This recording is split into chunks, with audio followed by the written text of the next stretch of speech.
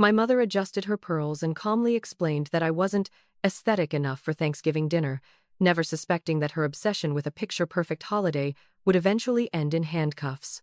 The drive from Cleveland to the suburbs of Columbus always felt less like a commute and more like a slow descent into a pressure cooker. The closer I got to the sprawling manicured lawns of Dublin, the tighter my chest became. It was a physical reaction, a visceral rejection of the environment that had raised me. My name is Chloe, but inside the walls of the pristine, two-story colonial on Elm Street, I was just the difficult one. I was the daughter who chose art school over business, who dyed her hair a deep, viol-tinged brunette instead of keeping it a sensible blonde, and who refused to marry the son of my father's golf partner. My knuckles were white as I gripped the steering wheel of my 10-year-old Honda, a stark contrast to the line of silver and black luxury SUVs parked in my parents' driveway. I checked the time on the dashboard. I was exactly 3 minutes early for the mandatory family meeting my mother, Denise, had summoned me to. Being early was late in her book, but being on time was barely acceptable. I killed the engine and took a deep breath, checking my reflection in the rearview mirror. I looked fine. I looked like an adult who paid her own bills and ran a successful graphic design freelance business. But as I stepped out into the crisp November air, I felt 10 years old again, waiting to be scolded for getting grass stains on my Sunday dress. The front door opened before I could knock. My father, Mark, stood there. He was wearing a cashmere sweater that probably cost more than my rent. He didn't smile. He just checked his watch and stepped aside to let me in. "You made good time," he said, his voice devoid of warmth. It wasn't a compliment. It was an observation of a variable he couldn't control. "Hi, Dad," I said, stepping into the foyer. The smell hit me instantly, lemon polish, and expensive potpourri. The scent of judgment. "Is everything okay?" Mom sounded serious on the phone. "In the dining room," he said, bypassing my question. He walked ahead of me, his posture rigid. I followed him into the dining room, a space that looked more like a museum exhibit than a place where humans ate. The mahogany table was polished to a mirror shine. My mother sat at the head of the table, her hands clasped over a stack of papers. She was wearing a cream-colored blouse and her signature pearl bracelet, looking like she was auditioning for a hosting gig on a home improvement network. Across from her sat my older brother, Trent, the golden child.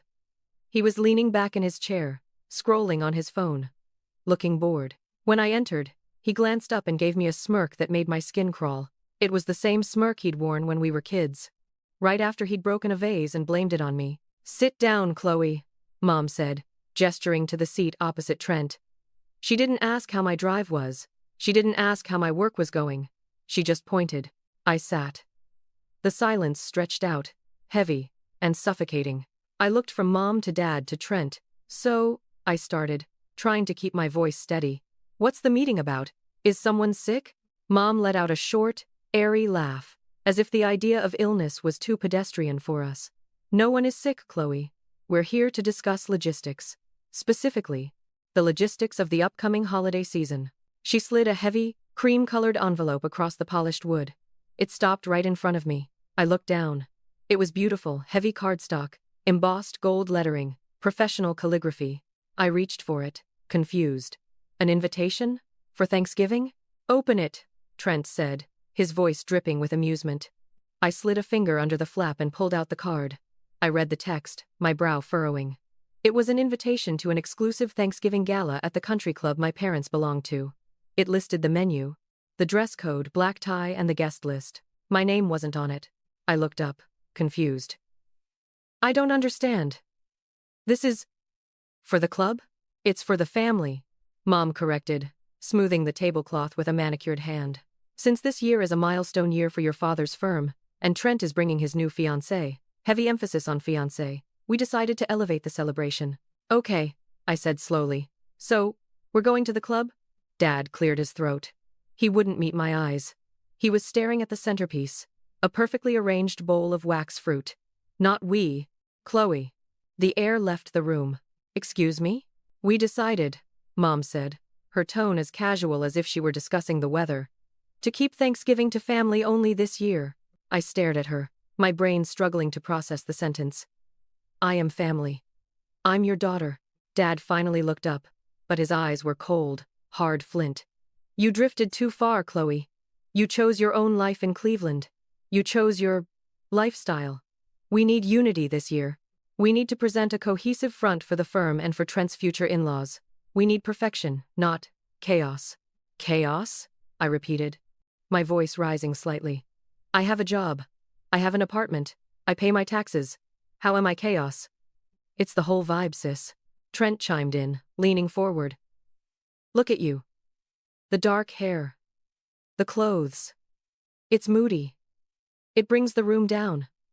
Mom said your aesthetic would ruin the photos.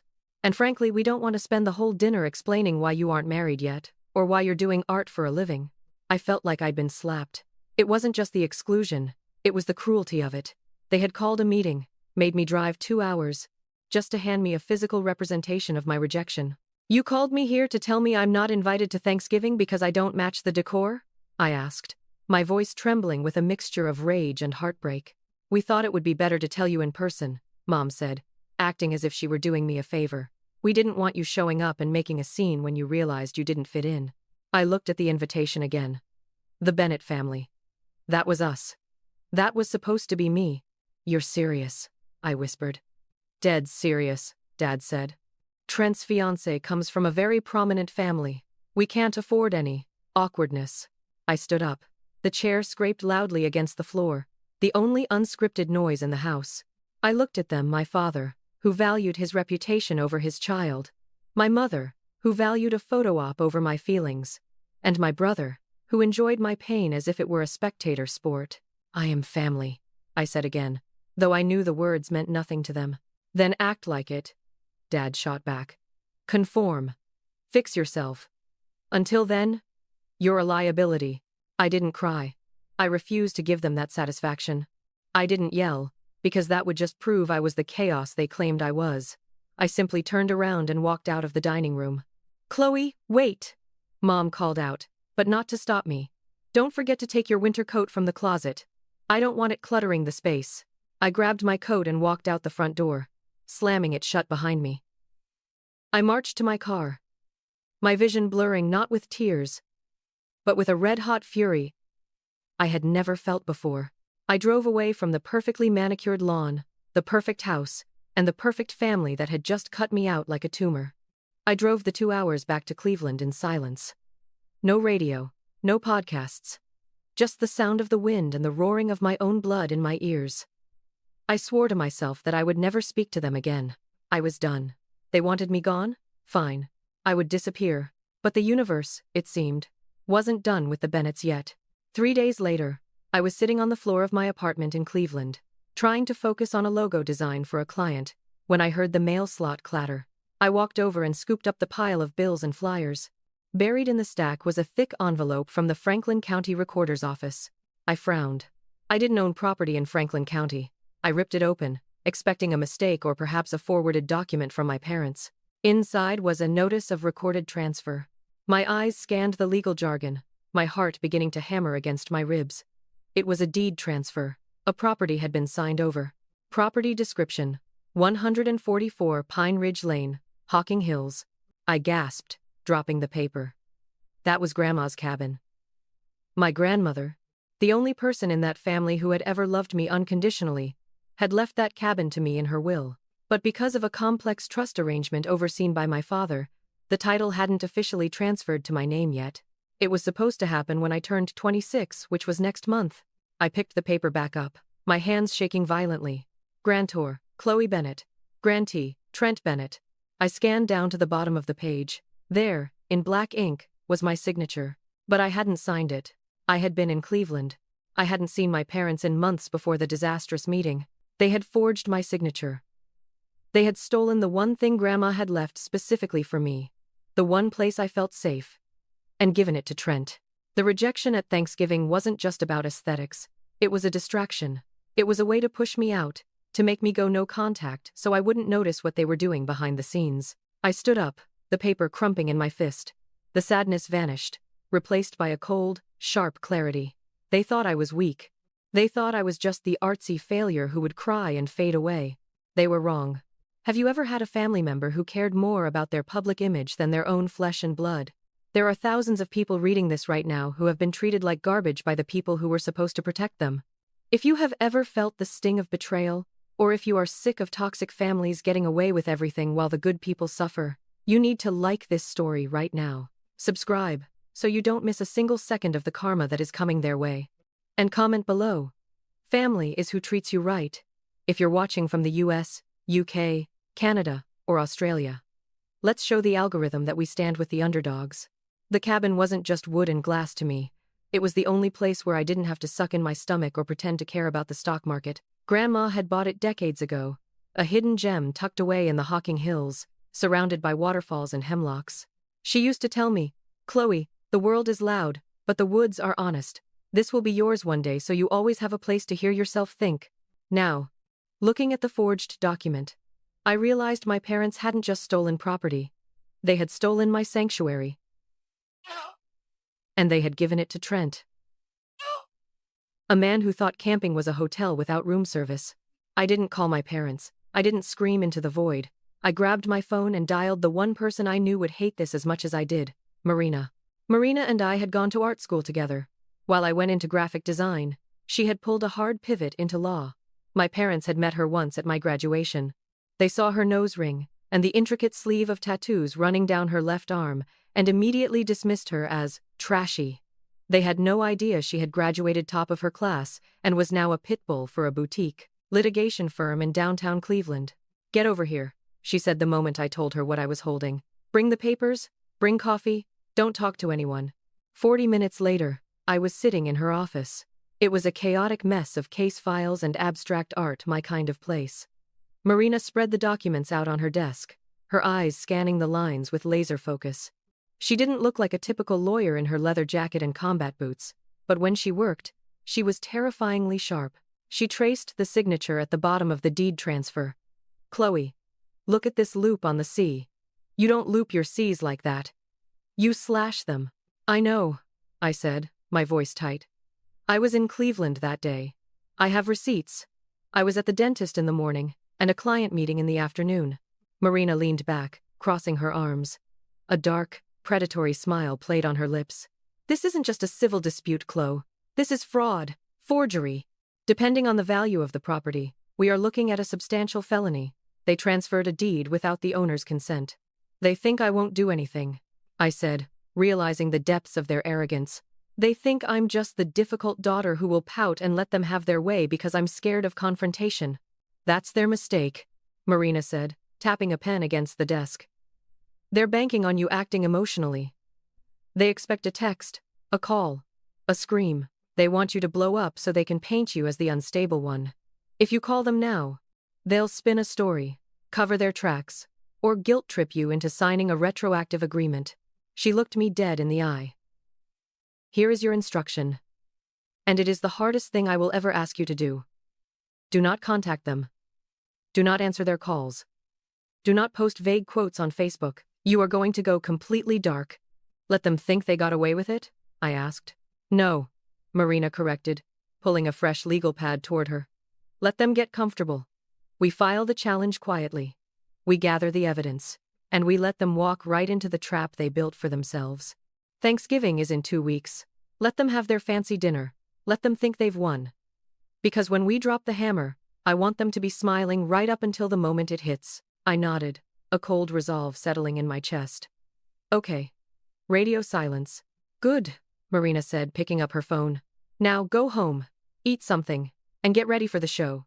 The 2 weeks leading up to Thanksgiving were a test of endurance.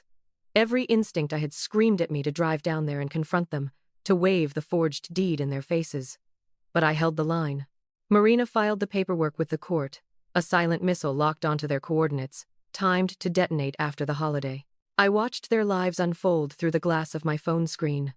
Mom posted stories of table settings, imported linen, crystal stemware captioned, "Preparing for an intimate family gathering.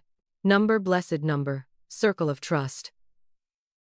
Trent posted a photo of himself leaning against a brand new Range Rover he definitely couldn't afford on his junior associate salary, with the caption, "Big moves, big assets. Thanksgiving is going to be profitable." I screenshotted everything. Sent it all to Marina. Thanksgiving Day arrived gray and drizzly in Cleveland. While my parents were likely stressing over the temperature of the gravy and the angle of their group selfies, I was in sweatpants. I ordered Chinese takeout for lunch and bought a whole pumpkin pie from the grocery store. My celebration was quiet. No judgment. No passive-aggressive comments about my hair or my career. Just me and Oliver, my tabby cat. At 4 p.m., I posted my only contribution to the holiday social media circus. I took a photo of my dimly lit living room, a cinnamon candle burning, and Oliver wearing a ridiculous knitted turkey sweater. I captioned it, "Peace is the most expensive thing you can own. Happy Thanksgiving." I put my phone on Do Not Disturb and started binging a reality show about glassblowing. I was 3 episodes in, feeling genuinely relaxed, when the pounding started. It wasn't a polite knock. It was a heavy, authoritarian hammering that rattled the doorframe. My heart leaped into my throat. It was 7 p.m. I paused the TV and crept toward the door, looking through the peephole. Police, 2 of them. My stomach dropped. Had something happened? Was Dad hurt? Despite everything, the instinct to worry flared up.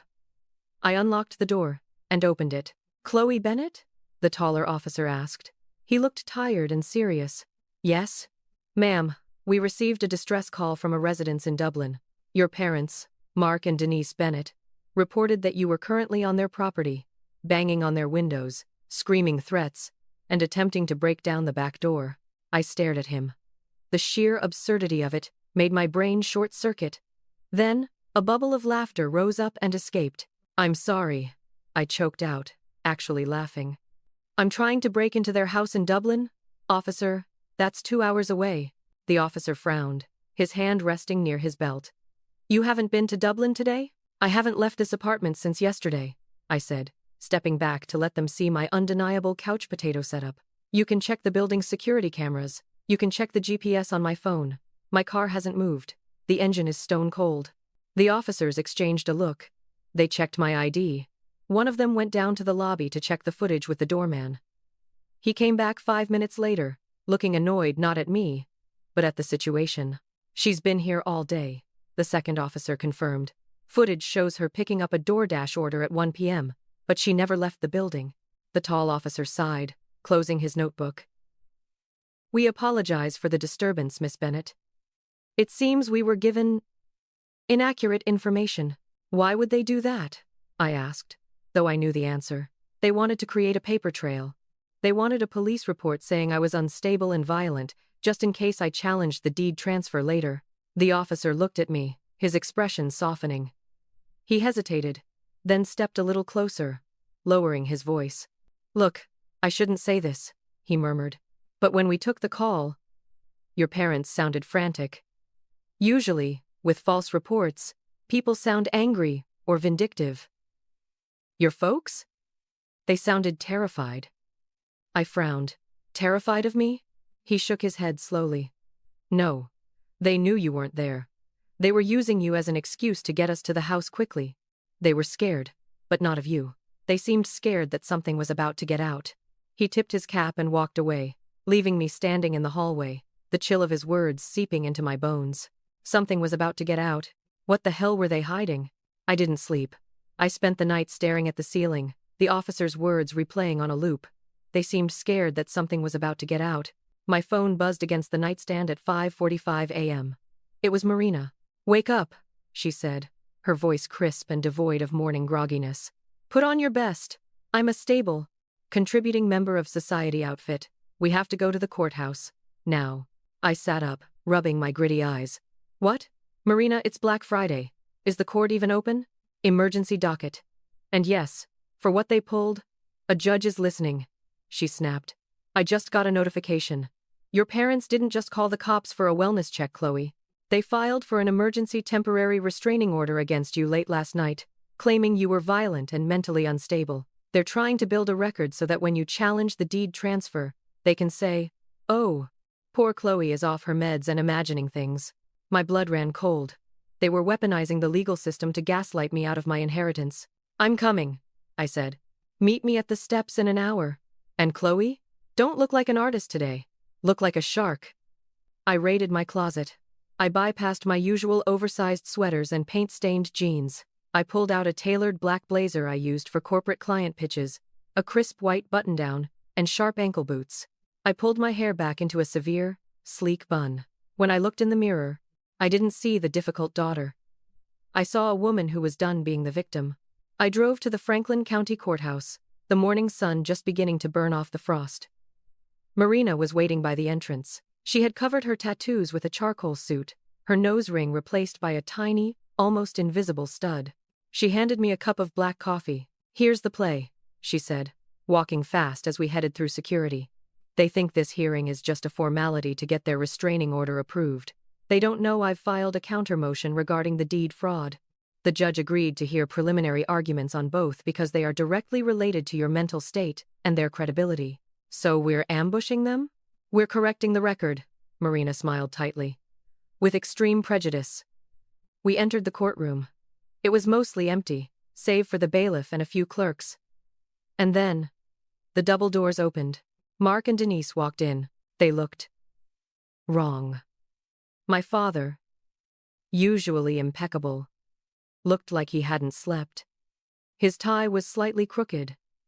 My mother's face was pale beneath her makeup, her eyes darting around the room nervously. Trent wasn't with them. When they saw me sitting at the plaintiff's table, their steps faltered. When they saw Marina, the unprofessional girl with the tattoos stacking a mountain of evidence binders on the table, my father's face went gray. They expected me to be alone, crying, and begging for forgiveness. Instead, I was sitting tall, staring them down. My mother leaned toward my father and whispered something urgent. He brushed her off, but his hand was trembling as he buttoned his jacket. "All rise," the bailiff announced. Judge Holloway entered. She was an older woman with sharp glasses and a no-nonsense demeanor. She sat down, opened the file, and looked over her spectacles at my parents. "Mr. and Mrs. Bennett," she began, her voice echoing in the quiet room. "You filed a sworn affidavit last night claiming your daughter was attacking your home in Dublin at 7 p.m. Is that correct?" "Yes, Your Honor," Dad said, his voice surprisingly steady. "She was screaming. It was terrifying." Judge Holloway turned a page. "Interesting, because I have a time-stamped police report from the Cleveland PD stating she was in her apartment, 2 hours away, at that exact time, and footage from her building confirming it." The judge looked up, her eyes narrowing. "Care to explain why you lied to the police, Mr. Bennett?" The silence that followed was louder than any scream. "It was a confusion of days," my father stammered, tugging at his collar. Sweat was already beading on his forehead. "We were so distraught, Your Honor. We thought we saw her car. We were just trying to protect our home." "By filing a false report?" Judge Holloway asked, her eyebrows raised. "Mr. Bennett, perjury is not a confusion. It is a crime." Marina stood up, her movements smooth and predatory. "Your Honor, the Bennetts didn't file that report to protect their home. They filed it to discredit their daughter because they knew this was coming." She handed a file to the bailiff, who walked it up to the bench. "This is a deed transfer for a property in Hocking Hills," Marina continued, her voice filling the courtroom. "It purports to show my client, Chloe Bennett, gifting her inheritance to her brother, Trent Bennett. The date of the signature is November 12th. The judge opened the file. And? On November 12th, Chloe was in a recorded Zoom meeting with a client from 9 a.m. to 11 a.m., and then at a dental appointment. We have affidavits for both. She was nowhere near the notary public listed on this document." Marina paused for effect. "Furthermore, the signature is a clumsy forgery." Judge Holloway looked at the document, then at the reference signature Marina had provided. She looked up at my parents.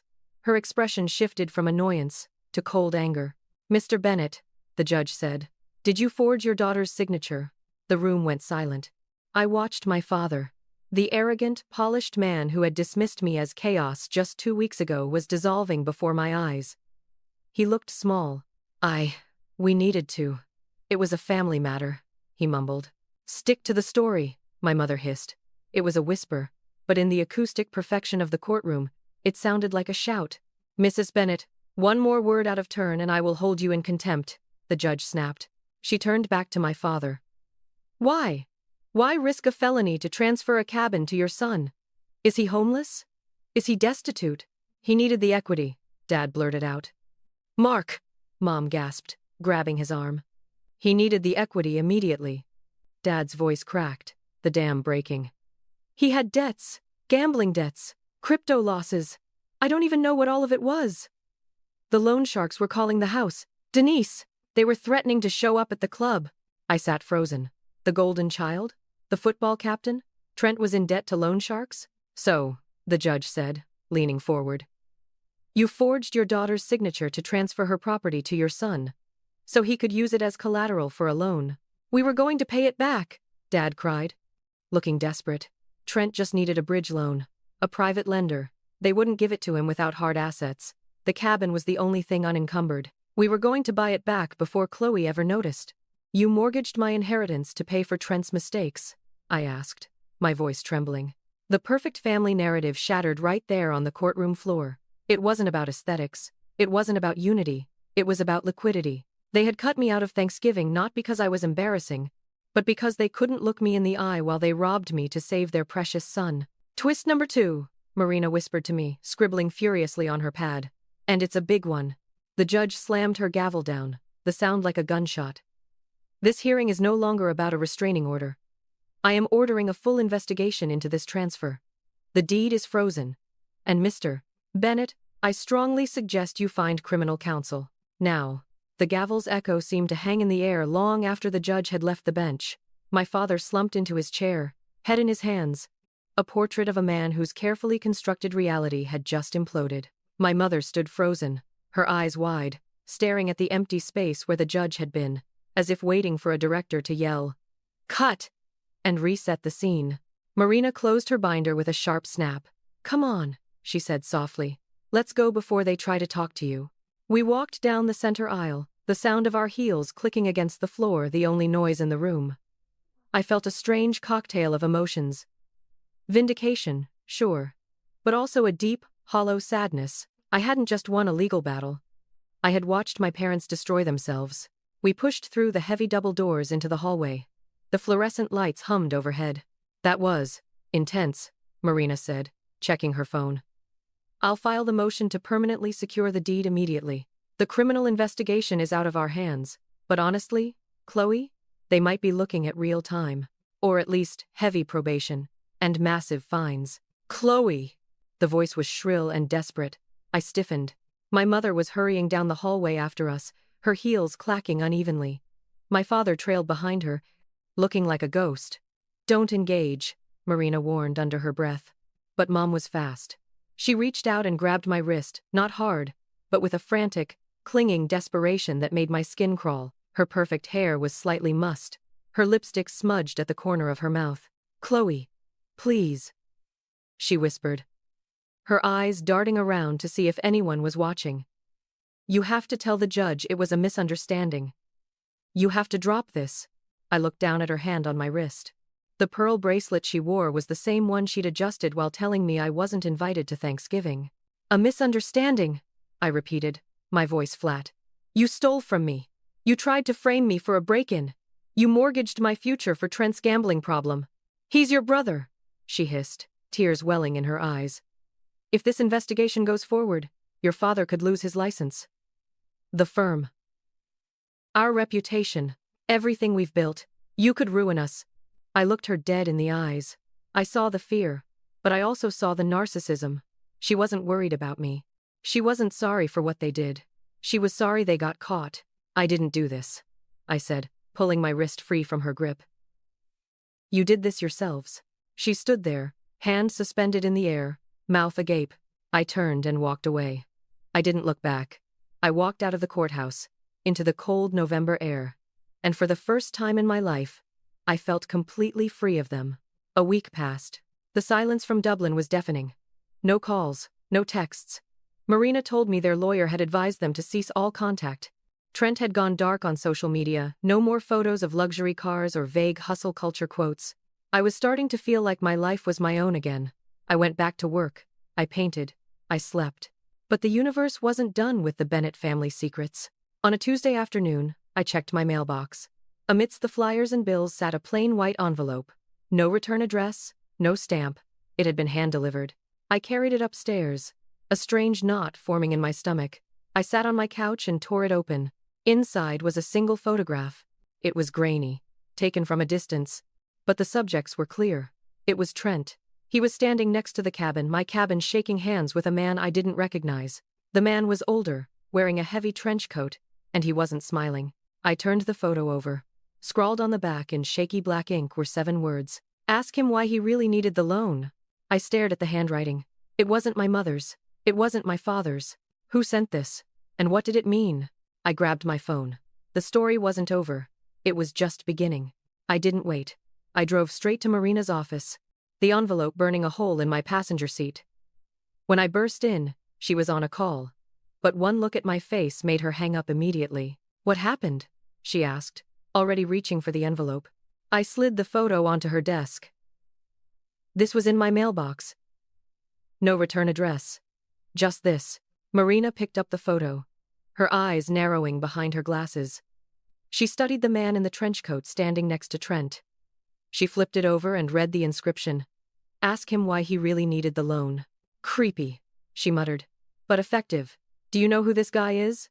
No. I thought maybe a loan shark? Dad said Trent had gambling debts. Marina shook her head slowly. She opened her laptop and placed the photo under a scanner. Gambling debts are messy. This guy. He looks corporate. Look at the watch. That's a Patek Philippe.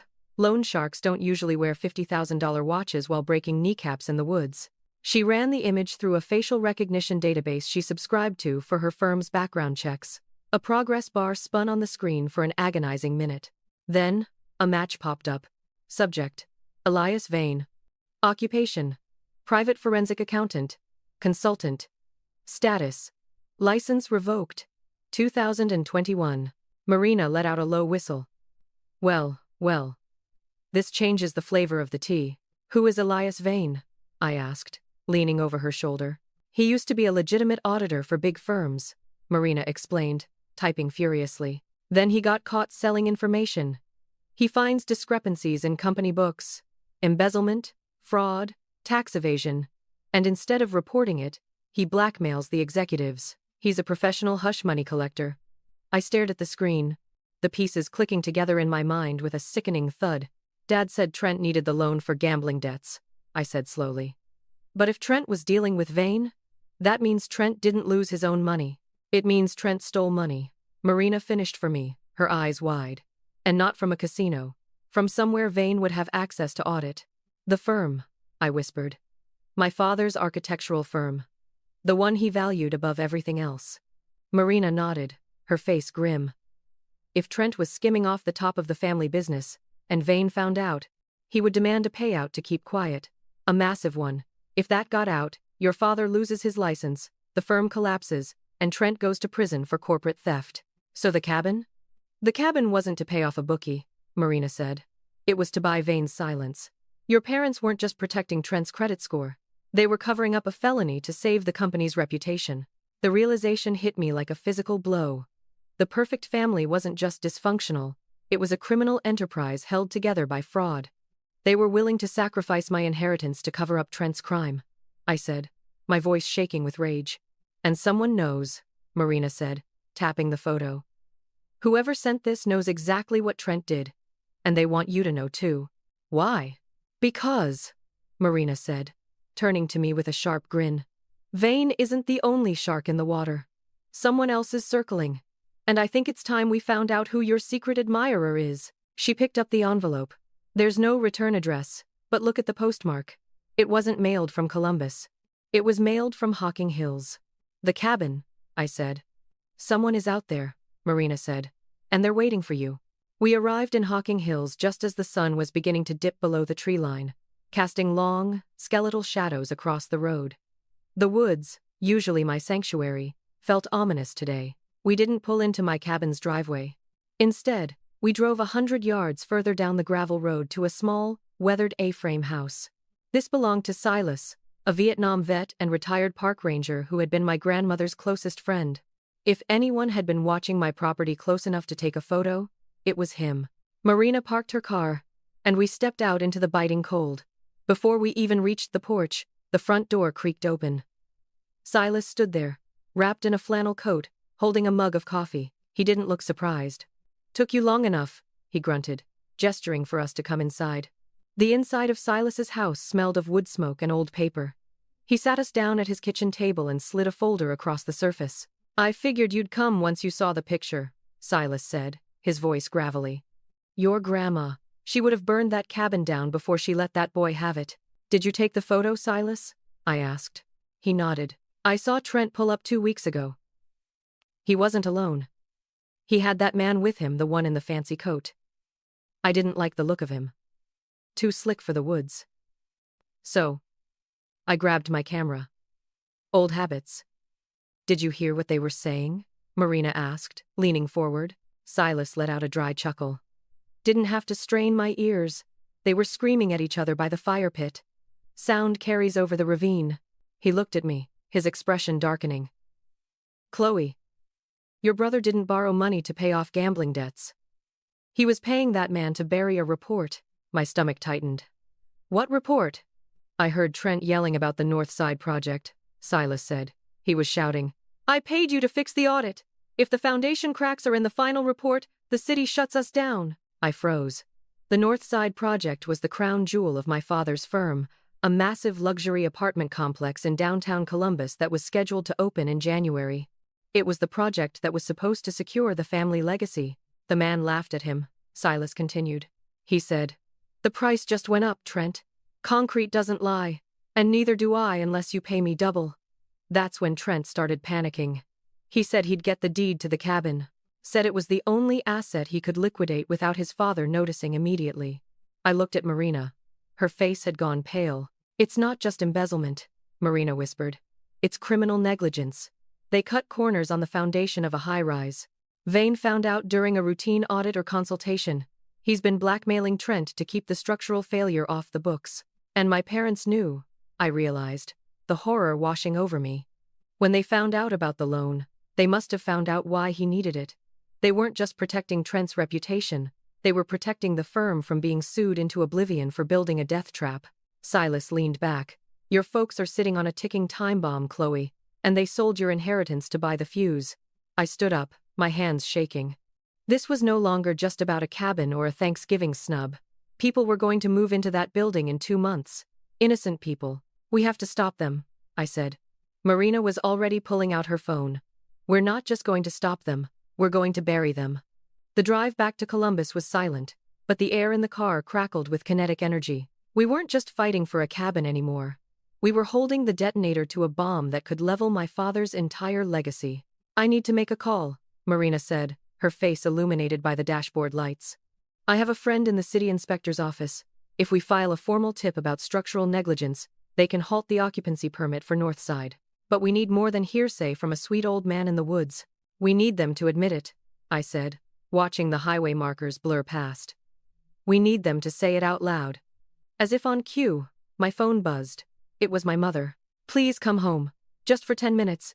We need to settle this. No lawyers. Please, Chloe." I showed the screen to Marina. "It's a trap," she said immediately. "It's an opportunity," I countered. "They're desperate.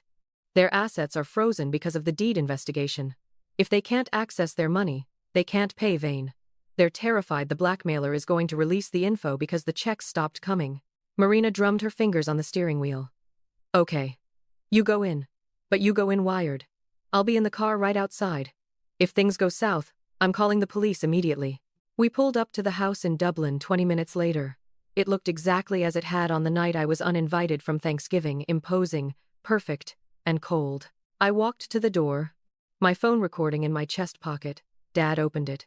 He looked like he had aged 10 years in a week. His eyes were bloodshot, his cashmere sweater rumpled. "Thank you for coming," he rasped, stepping aside. I walked into the living room. Mom was pacing by the fireplace, wringing a tissue in her hands.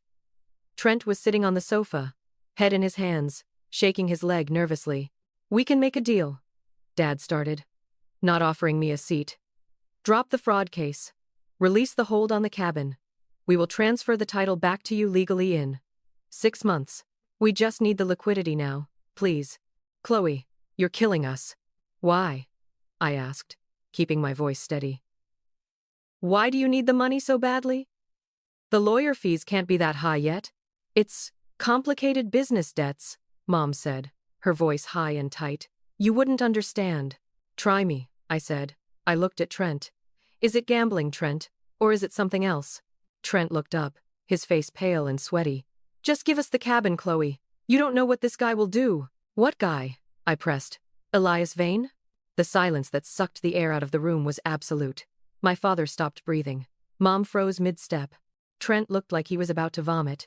How? Dad whispered. How do you know that name? I know everything. I lied, bluffing with the confidence Marina had taught me. I know about the audit. I know about the North Side project. I know the foundation is cracked. And I know you're paying Vane to keep the city from finding out. You can't prove that, Mom shrieked, her composure shattering. I don't have to, I said, cold as ice. Because you just confirmed it, by not denying it. Chloe, listen, Dad pleaded, taking a step toward me, his hands out. It's not a big crack. It's manageable. We can fix it retroactively after the tenants move in and the revenue starts flowing.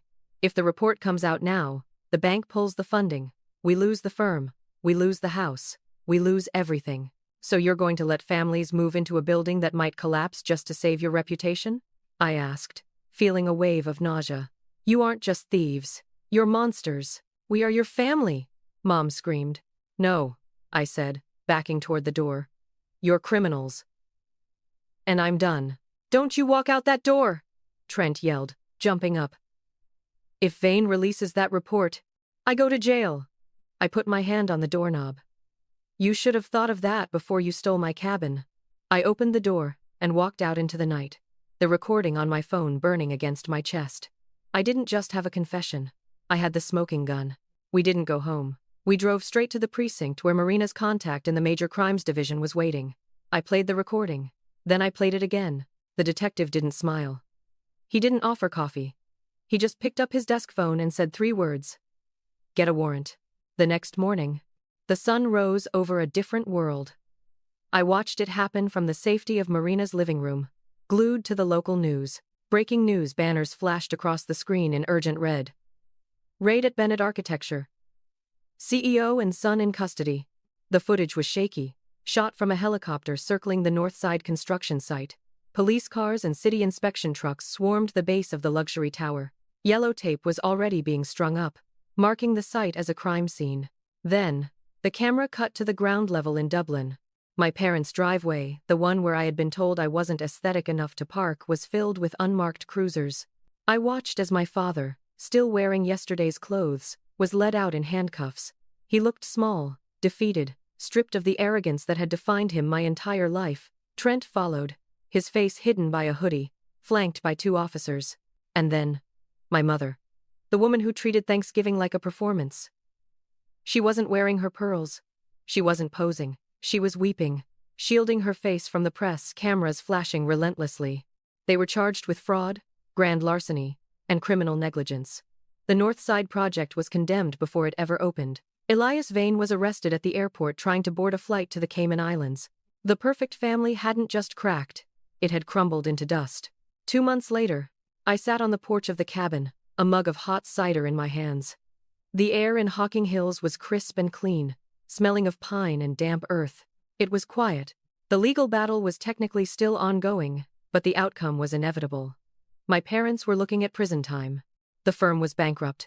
The house in Dublin had been seized to pay restitution to investors, but the cabin was mine. The deed had been fully restored to my name, the fraudulent transfer voided by the court. The sound of tires crunching on gravel made me look up. A familiar Jeep pulled into the driveway.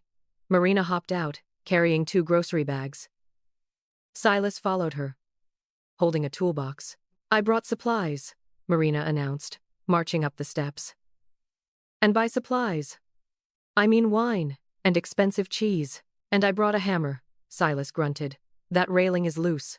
I smiled, a genuine warmth spreading through my chest. My parents had spent their lives trying to curate the perfect family image. They thought family was about matching outfits, country clubs, and hiding the ugly parts of life. They thought I was the broken piece that didn't fit.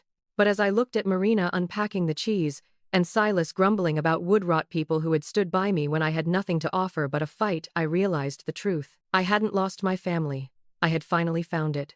I took a sip of cider and looked out at the trees. I wasn't the difficult daughter anymore. I wasn't the outcast. I was Chloe, I was an artist, I was a homeowner, and for the first time in my life, I was free.